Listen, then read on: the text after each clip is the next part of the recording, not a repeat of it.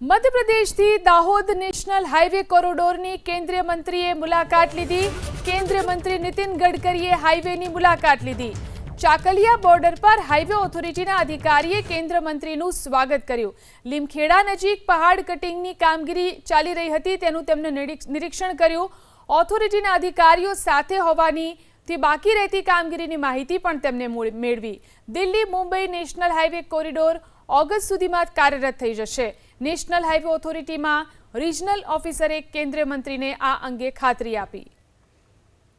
तो केंद्रीय मंत्री गडकरी के जेमने हाईवेनी मुलाकात लीधी, दाहोद नेशनल हाईवे कोरिडोर के जेनुं काम चाली रह्युं छे, केंद्रीय मंत्रीए तेनी मुलाकात लीधी। नितिन गडकरीए हाईवेनी मुलाकात लई अने आ काम विषे वधु जाणकारी मेळवी।